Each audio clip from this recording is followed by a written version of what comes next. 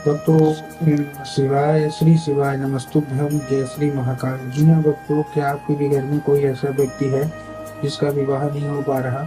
आप लोग बहुत ज़्यादा परेशान हैं उसके विवाह को लेके कि आखिरकार इस व्यक्ति का जो विवाह है वो क्यों नहीं हो रहा।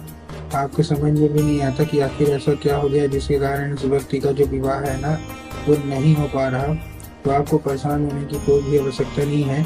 आज जो मैं आपको उपाय बताने वाला हूँ, अगर केवल केवल आपने उतना ही उपाय कर लिया ना तो अवश्य रूप से सारी इच्छा और सारी जो मनोकामना है वो पूरी होंगी ही होंगी। और आपके घर का जो कोई भी व्यक्ति है जिसका भी विवाह नहीं हो पा रहा, अवश्य रूप से उसका जो विवाह है वो होगा ही होगा। क्या करना है, कैसे करना है, पूरा का पूरा आपको समझाने वाला हूँ और अच्छे तरीके से मैं आपको बताने वाला हूँ। तो बस उपाय ध्यान से सुन के अच्छे से करिएगा जरूर कि आपको करना क्या है। देखिए, आपको भी पता है कि पूज्य गुरुदेव की जो कथा होती है उसमें लाखों की भीड़ आती है। कैसे भीड़ आती है? लाखों की भीड़ आती है। और जब गुरुदेव की कथा में लाखों की भीड़ आती है तो वहाँ ज़्यादातर जो भक्त होते हैं ना वो क्या करते हैं, पत्र के द्वारा अपनी इच्छा और अपनी मनोकामना जो है वो गुरुदेव तक पहुँचाते हैं। जब भी गुरुदेव की कथा चल रही थी, आज से 4 से 5 महीना पहले की बात है, गुरुदेव की कथा चल रही थी और गुरुदेव की कथा में लाखों की भीड़ आई। अब जब गुरुदेव की कथा में लाखों की भीड़ आई, वहाँ ज़्यादातर जो भक्त थे ना उन्होंने क्या किया, पत्र के द्वारा अपनी इच्छा और अपनी मनोकामना जो है वो गुरुदेव तक पहुँचाई।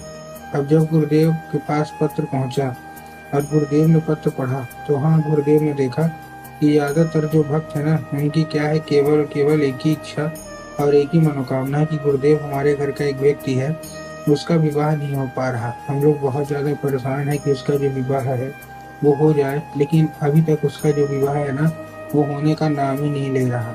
हमने बहुत ज़्यादा कोशिश कर ली कि उसका जो विवाह है वो हो जाए, लेकिन अभी भी विवाह नहीं हो पा रहा। हर एक चीज़ सही चल रही होती है, हर एक चीज़ ठीक चल रही होती है, लेकिन अंत में आके कुछ न कुछ ऐसा होता है जिसके कारण उस व्यक्ति का जो विवाह है वो होते होते रह जाता है। कृपया करके कोई उपाय बता दें ताकि उस व्यक्ति का जो विवाह है ना अच्छे तरीके से हो जाए। उसकी जो उम्र है वो भी धीरे धीरे करके गुजरती जा रही है। कोई 30 साल का हो गया, कोई 35 साल का हो गया, कोई 40 साल का हो गया है, यहाँ तक कि 45-45 साल तक के भी लोग हो गए हैं, लेकिन उनका जो विवाह है वो होने का नाम नहीं ले रहा। कृपया करके कोई उपाय बता दें। अब जब गुरुदेव ने देखा तब गुरुदेव ने 2 से 3 उपाय बताए और कहा, केवल और केवल ये उपाय कर लेना, तुम्हारे घर का जो कोई भी व्यक्ति है, जो कोई भी सदस्य है ना, अवश्य रूप से उसका जो विवाह है वो होगा ही होगा। ठीक, अब जैसे ही गुरुदेव ने उपाय बताया तो लोगों ने जा जाके उस उपाय को घर में करना शुरू कर दिए। अब जैसे ही लोगों ने जा जाके इस उपाय को घर में करना शुरू कर दिया, वही लोग गुरुदेव की कथा में मात्र 1 से 1.5 महीने के बाद वापस आए। अब जब वही लोग गुरुदेव की कथा में वापस आए तो उन्होंने क्या किया, फिर से एक बार गुरुदेव को पत्र लिखा। लेकिन ये वाला जो पत्र था ये गुरुदेव को धन्यवाद के रूप में पत्र था कि गुरुदेव धन्य हो आपका, आपको द्वारा बताया गया उपाय हमने कर लिया है, हमारी सारी इच्छा और सारी मनोकामना जो है ना वो पूरी हो गई है, आपका कोटि कोटि धन्यवाद। हमारे घर का जो व्यक्ति था जिसका विवाह नहीं हो पा रहा था ना उसका विवाह पक्का हो गया है और ये केवल केवल आपके द्वारा बताए गए उपाय के कारण हुआ है, आपका कोटि कोटि धन्यवाद। तो देखिए, जो लोग मेरी आवाज़ अभी सुन रहे हैं ना, अगर आपको भी जानना है कि आखिर ऐसा कौन सा उपाय है जिसको करने मात्र से इच्छा मनोकामना पूरी हो जाती है, तो चलिए हम बताते हैं आपको आज की इस वीडियो के माध्यम से कि आपको करना क्या है। तो बस उपाय ध्यान से सुन के अच्छे से करिएगा जरूर। लेकिन उसके पहले चैनल पर अगर पहली बार आए हैं और आवाज़ मेरी पहली बार सुन रहे हैं तो वीडियो कर लें लाइक और चैनल को भी कर लें सब्सक्राइब, ताकि पूजनीय पंडित प्रदीप जी मिश्रा के रोज नए नए उपाय जो कि मैं उनकी कथा से सुनता हूँ, श्रवण करता हूँ, सबसे पहले मैं आपको प्राप्त करा सकूँ। तो देखिए, जो हमारा सबसे पहला उपाय है, इस उपाय में आपको करना क्या है, इस उपाय में आपको 3 काली मिर्च और 1 धतूरा लेना है। क्या लेना है? 3 काली मिर्च और 1 धतूरा। अब देखिए, काली मिर्च और काली तिल में ना बहुत सारे लोग कंफ्यूज होते हैं, काली मिर्च क्या है, काली तिल क्या है, हमको थोड़ा साफ साफ बताओ।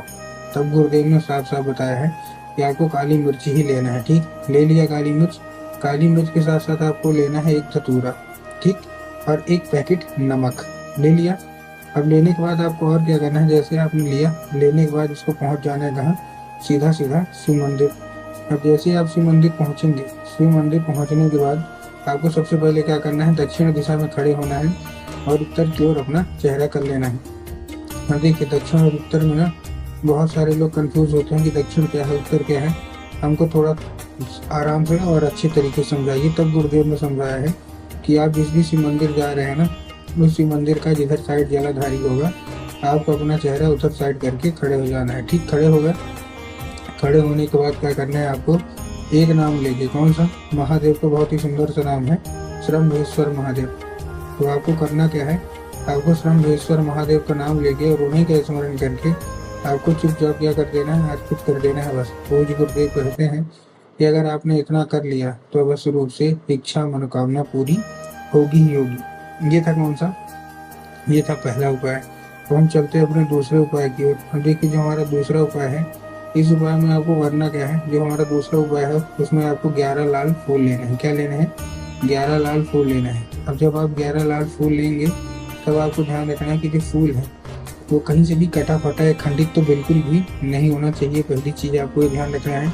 और दूसरी चीज़ आपको ध्यान रखना है कि जो फूल है वो एक किस्म का होना चाहिए। एक किस्म का मतलब क्या है कि अगर आप गुलाब को ले रहे हैं तो केवल गुलाब के लीजिए, अगर आप गुड़हल के ले रहे हैं तो केवल गुड़हल के लीजिए। ये नहीं करना कि 2 फूल गुलाब के ले लिए, 3 फूल गुड़हल के ले लिए, 4 फूल किसी और के ले लिए, ऐसा आपको नहीं करना है। ठीक, फूल ले लिए। फूल लेने के बाद आपको करना क्या है, जैसे आपने फूल लिया, फूल लेने के बाद उसको लेके पहुंच जाइए कहाँ, सीधा शिव मंदिर। अब जैसे ही आप शिव मंदिर पहुंचेंगे, शिव मंदिर पहुंचने के बाद आपको क्या करना है, दक्षिण दिशा में खड़े हो जाना है। मतलब दक्षिण दिशा में खड़े होने का मतलब क्या है, आपको अर्पित कहाँ करना है। अगर आपके दिमाग में आप जाएंगे बाबा भोलेनाथ के ऊपर अर्पित कर देंगे तो पूर्णतः गलत है। आपको बाबा भोलेनाथ के ऊपर अर्पित नहीं करना, आपको माता सूप सुंदरी के ऊपर अर्पित करना है। अब देखिए जिसको पता है कि माता सूप सुंदरी की जगह कहाँ होती है उनका तो ठीक, लेकिन बहुत सारे ऐसे लोग हैं जिनको यही नहीं पता कि माता सूप सुंदरी की जगह होती कहाँ है। तब गुरुदेव ने बताया कि जलाधारी है, जलाधारी के बिल्कुल बीचों बीच, कहाँ, जलाधारी के बिल्कुल बीचों बीच उनकी जगह होती है। तो बस आपको चुपचाप वहीं अर्पित कर देना है बस। ये था हमारा कौन सा, दूसरा उपाय। अब हम चलते हैं अपने तीसरे और आखिरी उपाय की ओर। अब देखिए जो हमारा तीसरा और आखिरी उपाय है, तीसरे और आखिरी उपाय में आपको करना क्या है, आपको लेना है लाल चंदन। और लाल चंदन लेने के बाद आपको क्या करना है, लाल चंदन ले लिया, लाल चंदन लेने के बाद आपको पहुंच जाना है कहाँ, सीधा शिव मंदिर। जैसे आप शिव मंदिर पहुंचेंगे, शिव मंदिर पहुंचने के बाद आपको क्या करना है, माता सूप सुंदरी वाली जगह में 3 बार बिंदी के रूप में आपको टीका लगाना है। कितनी बार, 3 बार बिंदी के रूप में टीका लगाना है। और 3 बार बिंदी के रूप में टीका लगाने के बाद आपको क्या करना है, उसको औषधि के रूप में मांगना है कि माता कृपया करके हमको इसको औषधि के रूप में प्रदान करिए। अब क्या होगा, अब वो औषधि के रूप ले लेगा। अब बस आपको करना क्या है, उसी को फिर से अपने उंगली में टच करना है और उसको लेके आ जाना है चुपचाप अपने घर। जहाँ आप लोग सोते हैं, जिधर साइड सर करके सोते हैं, उधर साइड की जो दीवार होगी उसी दीवार में आपको लगा देना है। पूज्य गुरुदेव कहते हैं कि चंदन के जरिए स्वयं माता सूप सुंदरी आपके घर में प्रवेश करेंगी और आपका मन चाहा विवाह होगा ही होगा।